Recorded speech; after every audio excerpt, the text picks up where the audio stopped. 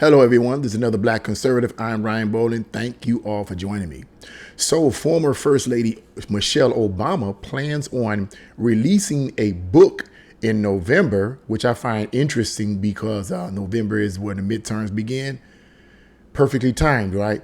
She plans on releasing a book in November that has to do with self-motivation, self-assertion, self-motivation, and finding the inner fortitude to be able to persevere under adverse circumstances and meet and attain your goals.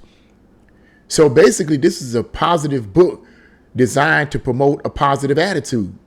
Now, you may say, well, okay, that's a good thing. That's a good thing. The only problem is it's a contradiction of what she said some time ago. So what I'm going to do, I'm going to read this article because I want you to hear from her mouth. And then I'm going to give you what I believe is going on here. I believe that this is hypocritical, and I believe it's all political. So let's get into this.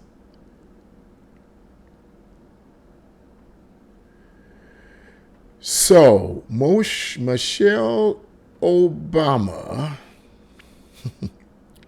plans for the world to see and hear more of her and her, quote, earned wisdom than ever before. To that end, the former First Lady announced Wednesday a six-city tour this fall promoting her new book, The Light We Carry, Overcoming in Uncertain Times, beginning mid-November in Washington, D.C. and ending a month later in Los Angeles. She says, I'm looking forward to making some new connections and, of course, seeing some familiar faces from the last tour, she said in a joint statement released through her publisher Crown and tour promoter Live Nation. This book means so much to me. It's a collection of perspectives and practices I've used to keep me afloat amid uncertainty. Really. On this tour, I'll be sharing some personal stories and lessons that have helped me along my path, and I can't wait to tell you more. Goes on to say, AP reports Obama will open at the Warner Theater in Washington on November 15th, the publication date for her book. She will then travel to Philadelphia's The Met, Atlanta's Fox Theater, the Chicago Theater, and San Francisco's Masonic before closing at the YouTube Theater in Los Angeles. I didn't know there was a YouTube Theater. As Breitbart News reported, when Michelle Obama first announced her latest told me, she was quick to set out just what readers can expect. She said, I've learned it's okay to recognize that, now listen to this now. I've learned that it's okay to recognize that self-worth comes wrapped in vulnerability and that what we share as humans on this earth is the impulse to strive for better, always and no matter what. We become bolder in brightness. If you know your light, whatever the heck that's supposed to mean, you know yourself. You know your own story in an honest way. In my experience, this type of self-knowledge builds confidence, which in turn breeds calmness and ability to maintain perspective, which leads finally to being able to connect meaningfully with others. And this, to me, is the bedrock of all things. Marcus Dowie, CEO of the Penguin Random House Publishing Group, which has acquired the worldwide publishing rights to the book, said he is, quote, honored to partner once again with Michelle Obama and to help bring her powerful storytelling and earned wisdom to readers everywhere, end quote. The 336-page book will launch almost exactly 4 years after the release of Becoming, with an expected first printing of 2.75 million copies for the U.S. and Canada. Yeah, that kind of clout, they can do that. As with Becoming, which is the title of that book, Obama will speak at each city with guest moderators to be announced. Oprah Winfrey, Tracy Ellis Ross, and Sarah Jessica Parker were among those who joined her for her, quote, for her book Becoming. In partnership with Live Nation, Obama will also set aside tickets at each venue for a select number of community members. The Light We Carry, Overcoming in Uncertain Times will come out simultaneously in 14 languages and 27 countries with additional rights deals expected. Now, sounds really good, right? Sounds really positive. And hey, more power to her. That's all good and it's cool. And it was something I can't remember. It was something on here that, man, I don't know if I skipped it or what, but it has something to do with a deal. Oh, this is what I wanted to read here on this article, Breitbart News. It has here Obama on the left-hand side, Barack Obama on the left-hand side with his finger over his mouth like this, and Michelle on his right-hand side. Well, from the view of what I'm seeing here. And it states, Obama and his wife, Michelle, famously signed a book deal estimated at $65 million in 2017. Now, says President Trump, it's time to investigate. This is this is a picture and I guess an article placed here some time ago. What was it? July 27th in 2019 was when that article was placed at 3:36 p.m. July 27, 2019. So what's my point in mentioning that? My point in mentioning that $65 million book deal or deal that they signed, $65 million in 2017. And this new book that Michelle Obama is promoting and coming November, you may be wondering, what's the big deal? That's a good thing. It's positive. Yes, it is positive. But here's my problem. Here's my problem with it. Just about a year or so ago, or some time ago, and some of you may have seen this video, Michelle Obama was in an interview, and I don't know who it was interviewing. I don't know if it was Oprah Winfrey. I don't know who it was. I forget who it was that was interviewing her.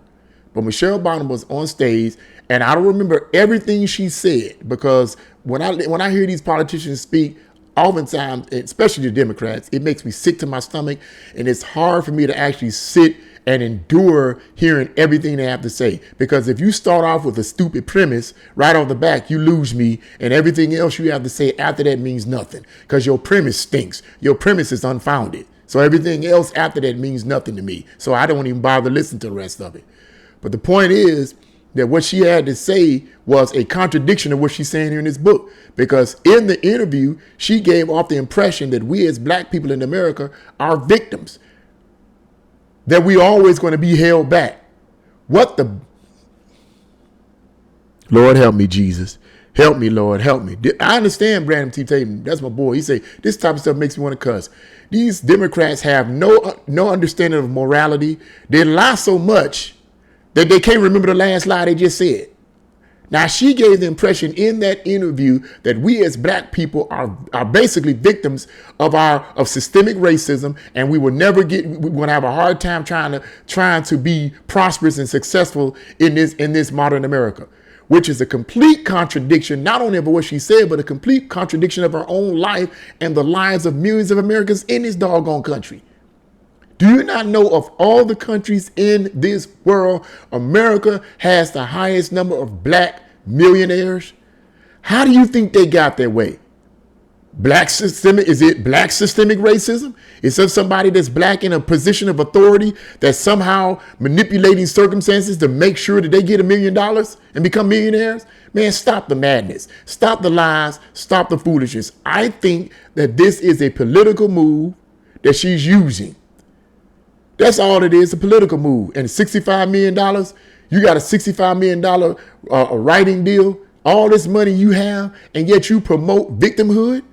This is what Democrats do. They will sit up here and tell you as a black person that you are a victim of systemic racism. At the same time, they waddling in millions of dollars. Man, shut up. Shut up. Come on, man. Come on. See the light. See the light. Just like she said, and there's a see, you got to see your light. Well, I see my light. My light is in God. That's number one, in Jesus Christ. That's my light. I don't know what light you talking about, Miss Michelle Obama, but my light is in God, is in Jesus Christ. That ain't what you talking about, because you're contradicting yourself. In case you forgot. Okay. Now, all these people that love Michelle Obama, love Barack Obama, and all this. Look, I ain't hung up in the fact that you black. I'm not hung up in it. I never was. And let me end the video on this note. Even when he won the presidency, back in 2009 or 2008 or whatever, I wasn't even remotely involved in politics. Okay. I still had the idea and mentality that the Democratic Party was the right party for black people and the Republican Party was the wrong party for black people. That was the mentality that I had at the time. But even then, when he got elected, I felt funny about it. I was like, something uneasy about this. Something, my spirit was telling me something's funky about this. And I was right. I was right.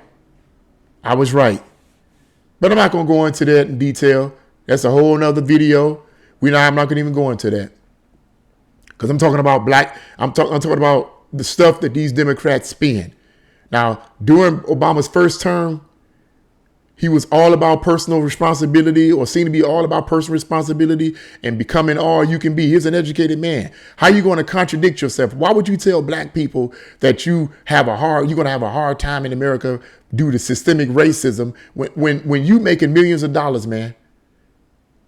Why would you tell black people that? Oh, I know why. Because you're a Democrat, and the policies of Democrats are always about victimization and some outside source causing you to have problems in your own life, causing you not to get ahead. When 99.9% of the time, the issues is the choices people make and the choices that they don't make that they should be making that cause them to be in the plight that they in. Personal responsibility and perseverance through opposition to meet your goal is the key. And let me add something else in the closing of the video. Those that believe in God, having God on your side. I'm just here telling you what I believe. But this nonsense here, to me, this is nothing more than a political move. And I don't want to hear it. But what do you guys think? Leave your comments in the comment section below. Like, share, and subscribe to the channel. God bless you all, and see you again.